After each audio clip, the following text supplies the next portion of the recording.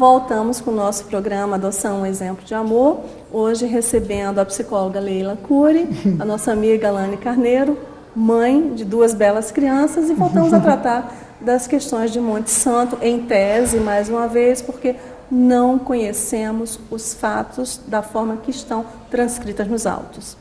Então, você estava iniciando um pensamento acerca dessas questões que envolveram todo esse procedimento. Eu penso que o que vale a gente estar discutindo aqui, para além da situação concreta que a gente não está falando, a gente não está com os autos, a gente não tem, né, condição de analisar o que houve, que eu acho que o que fica, pelo menos para mim, o aprendizado é a importância de seguir todos os passos legais. Eu não estou falando isso só para o adotante, só para, né, para todos. A gente sabe que essa é a única forma da gente buscar mais garantia, né?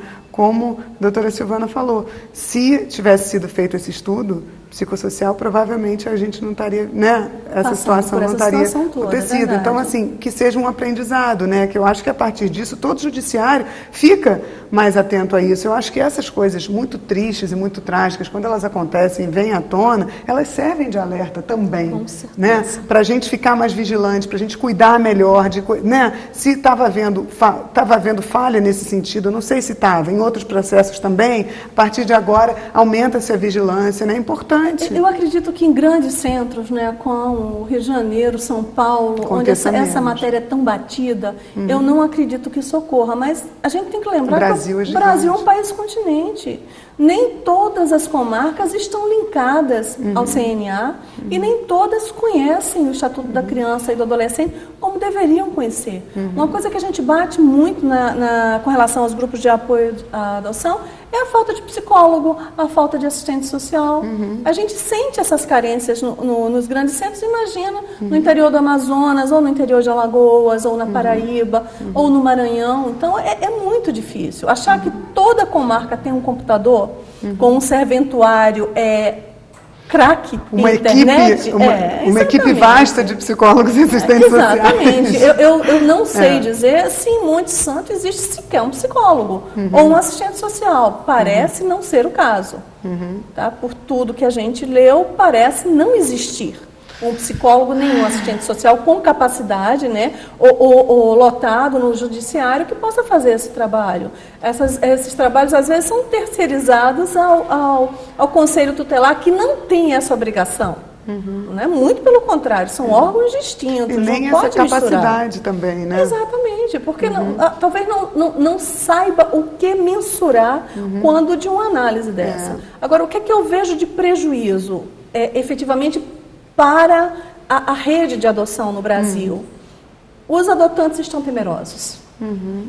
Então, isso que já falou, recebi né? pessoalmente vários questionamentos. Doutora, é uma adoção com litígio. A senhora acha que a gente deve receber a guarda dessa criança ou não? Porque 90% é com litígio. O que acontece? Muitos lugares, eles esperam ter um casal disposto a adotar uma criança para destituir a criança. Exatamente. Só que agora esses casais já vão querer as crianças destituídas previamente. Sim. Só que o que acontece? Nós não temos ainda no Brasil a padronização dos procedimentos.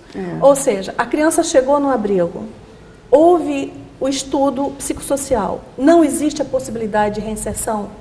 Essa criança tem que ser destituída imediatamente, essa ação tem que ser ajuizada pela promotoria de justiça imediatamente, não tem que esperar nada, muito menos esperar que apareça um adotante. Porque imagina, a criança está com 6 anos, aí aparece o adotante, o pai e a mãe têm o direito, né, ao contraditório e à ampla defesa, vão lutar para ter essa criança de volta, a gente nem sabe para quê, mas vão lutar, e aí essa criança faz 7, 8, 9, 10, e aí se torna inadotável. E na realidade eu acho que tudo isso está virando um tremendo desserviço. A causa não é da adoção, não. É a causa da criança. Porque quem está sendo prejudicado é a criança. É a criança, é o adolescente que já está há anos em acolhimento institucional.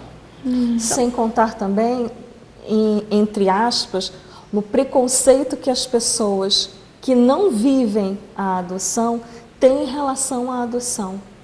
Então agora elas já podem olhar para um casal que tem uma família, né, olhar e pensar assim, como será que foi? Foi legal ou não foi legal essa adoção? Compraram a criança? Vai ter muito disso, porque as novelas ultimamente estão colocando muitas coisas assim.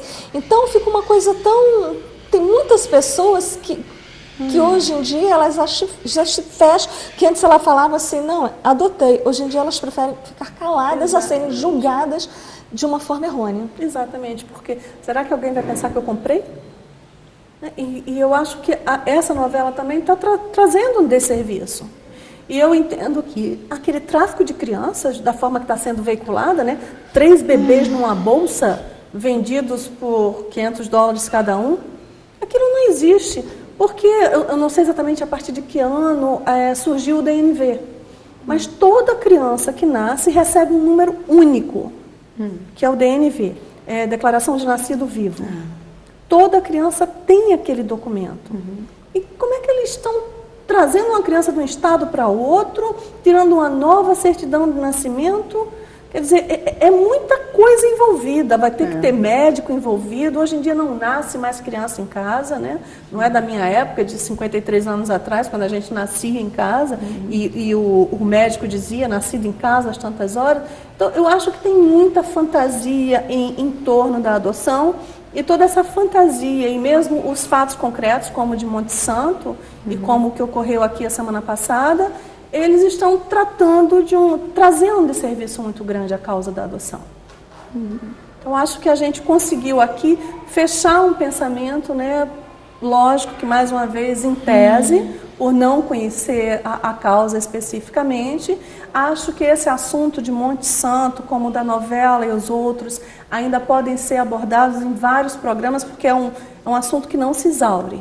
Então, agradecemos muito a presença de vocês duas aqui, nesse assunto tão polêmico, na tentativa de elucidar um pouco, né, e tirar um pouquinho do medo dos adotantes com relação à adoção. Muito obrigada por tudo, obrigada pela sua audiência e até o nosso próximo programa.